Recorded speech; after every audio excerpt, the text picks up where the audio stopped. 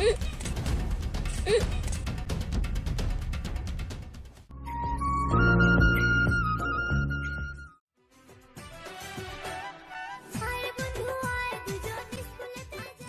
গো, অনেক দিনই তো হলো আমাদের সম্পর্কটা, চলো এবার বিয়েটা করে ফেলি। বিয়ে তো করবে বলছো, তোমার কাছে ক টাকা আছে? তুমি বিয়ের পর সংসার চালাতে পারবে তো, নাকি রোজ রোজ ঝামেলা করবে? না না, ঝামেলা কেন হবে? ঝামেলা তো হবেই, কারণ বিয়ের পর কত খরচ তুমি জানো। ঠিক আছে, তুমি যখন এতই চিন্তা করছো, আর কটা দিন ধৈর্য ধরো, আমি বিদেশ থেকে ঘুরে আসি। বিদেশ থেকে এসেই নয় বিয়েটা করব। আমি তো এটাই চাইছিলাম। ঠিক আছে, তাই হবে, আমি তোমার জন্য অপেক্ষা করব। ঠিক আছে, আমি আজকে আসি।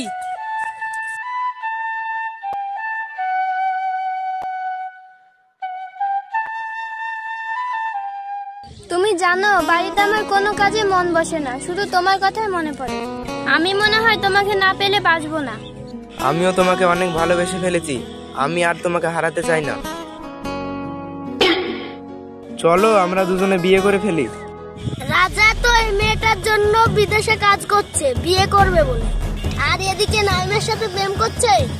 এই খবরটা যা করেই হোক রাজা ভাইকে দিতে হবে। চলো তাহলে সামনের মাসে বিয়েটা করে ফেলি। ঠিক আছে, তাই হবে, চলো তাহলে।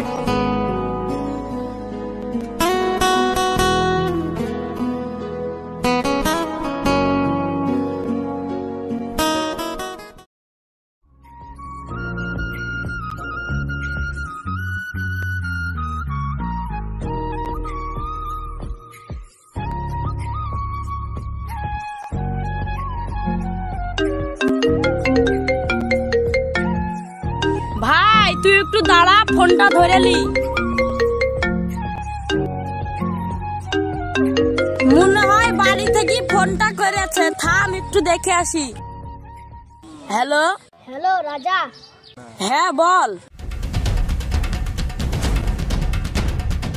জানিস নাসিম, কি বল? যাই হোক রাজার বাড়ি থেকে প্রতিদিনই খোঁজ নেয়, কেমন আছে না আছে, আর আমাদের খোঁজ লিয়ার কেউই নাই। তুই ঠিকই বলেছিস রে ভাই, কিন্তু কি আর করবি, লে কাজ কর।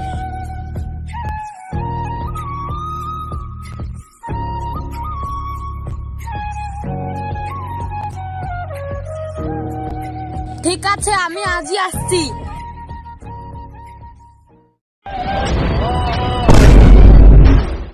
ওইটা বিদু, রাজা পড়ে গেল, তুল তুল তুল।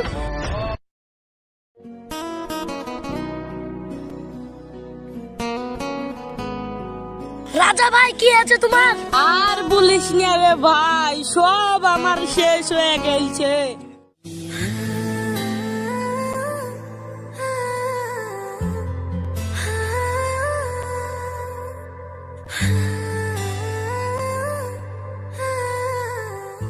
আমাকে আজই বাড়ি যেতে হবে, তোরা থাক।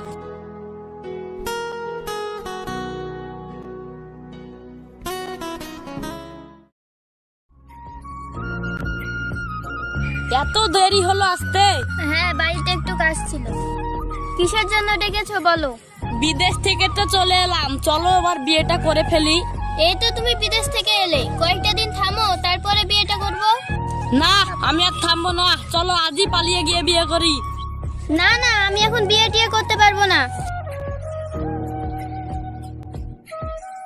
আমাকে বিয়ে করতে পারবি না, না নাইমেকে বিয়ে করবি তাই?